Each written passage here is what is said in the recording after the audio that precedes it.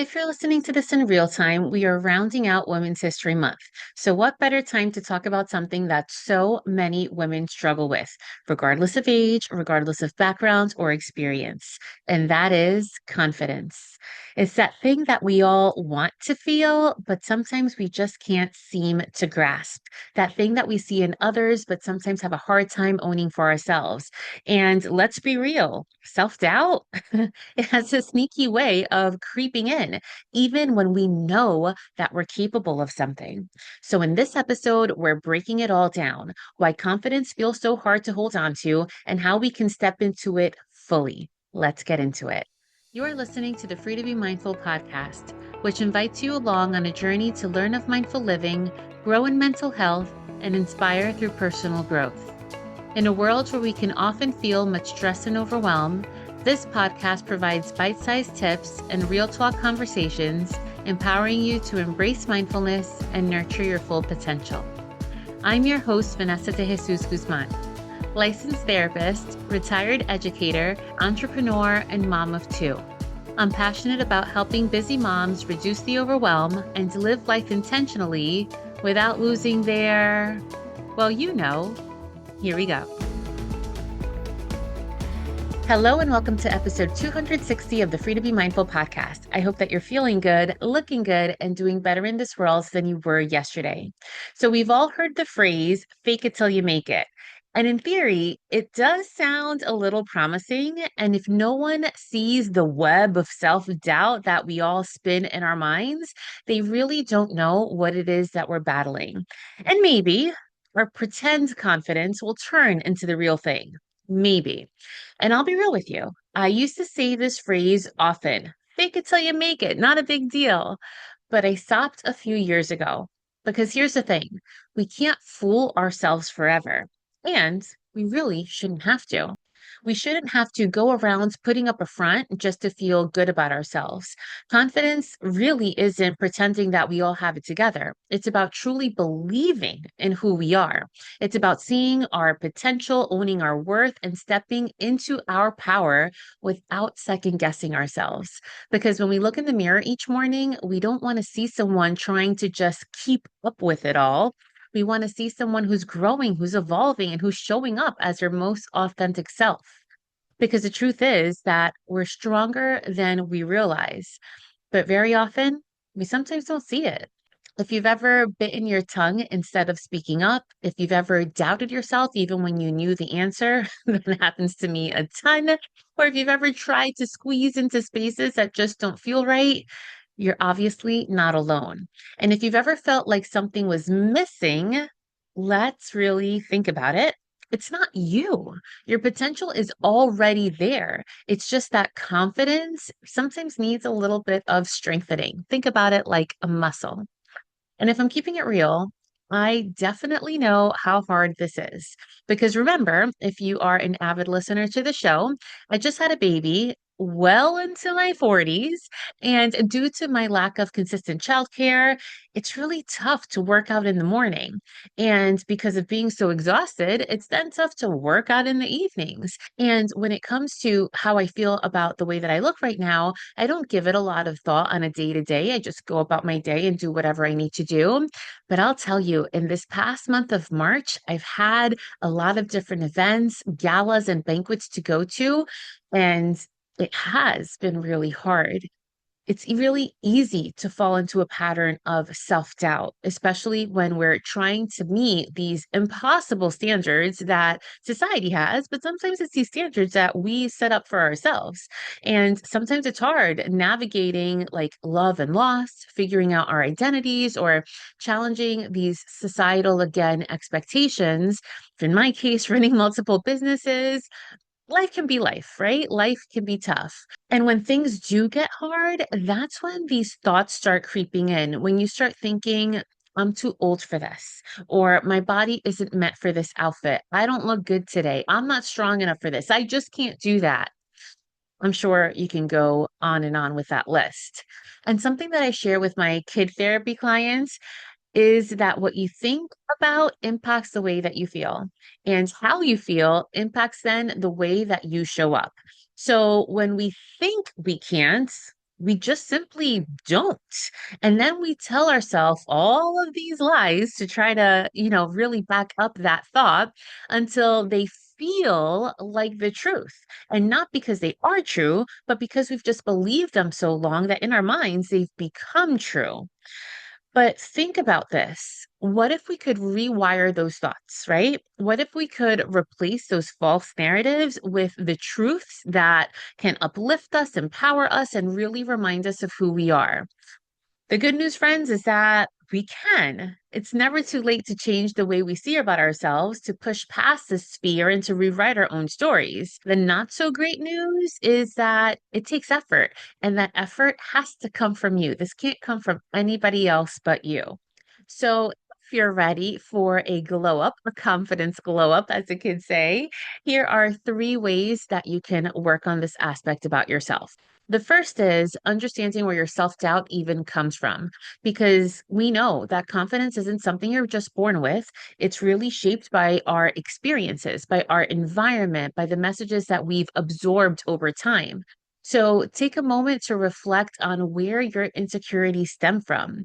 And they can come from a couple of places. They can come from negative self talk, which is that inner critic that tells you, I'm not worth this, or I don't deserve this, or I'm not good enough. It can come from workplace struggles, which is that fear of like stepping into leadership, of striving for perfection, or of even hesitating to really act on your ideas because of imposter syndrome. It can also come from toxic relationships. I'm sure we all know people who diminish our worth and make you second guess yourself or crave external validation. It can also come from comparison culture, where, especially in social media, it's something that we experience day in and day out. These expectations, these pressures, and constantly measuring ourselves against other people. And it can also come from our past experiences, because sometimes when you have an old wound, they still whisper in our ears and they can say things like, well, it didn't work out last time, so why would it now? Recognizing all of these patterns is the first step in then breaking them. The second step is to shift your mindset, because confidence isn't about ignoring your fears. Your fears are definitely still there. It's about learning to work through them. And here's how you can do that. You can start by questioning your thoughts. So instead of accepting self doubt as true, you can just challenge it. Instead of saying, "Oh, I just can't do this," ask yourself, is this actually true? How do I know this to be true? Or am I just afraid of failing? And then you can also use affirmations, because the words that you say to yourself really matter. Your brain starts believing what your mouth starts to say. So say things like, I am capable. I add value. I deserve kindness. And I'm always growing into the person that I'm meant to be. You say those things enough, again, your brain starts believing them. And you can also reframe your weaknesses. That negativity bias makes us focus more on what's wrong than what's right. So instead of dwelling on these mistakes, view them as learning curves. And also remember to celebrate the small wins and remind yourself of the progress that you're making. And the third tip is to surround yourself with the right energy. Confidence starts from within, but external influences, those people that we surround ourselves with, definitely play a big role too. So find your people, find the people who lift you up when you're feeling small, find the people who remind you of your strength, and surround yourself with these people who really see your value and call you to go higher each time. You can also seek support. Therapy is involved in every single one of the tips that I provide. And it can be therapy or maybe it can be coaching. With the help of the right professional, it really can help you work through your self doubt, to set goals and to develop strategies that can boost your confidence in the long run. It also helps if you challenge yourself to just step out of your comfort zone. And it doesn't have to be extraordinary things each and every day. Even small changes make a big difference, because growth happens when we stretch ourselves. So challenge yourself to say yes to new experiences, even the ones that make you really nervous. And of course, find inspiration. Think about people you admire. Think about what is it that they embody that you'd like to cultivate within yourself, and use that as motivation to keep you going through each and every day.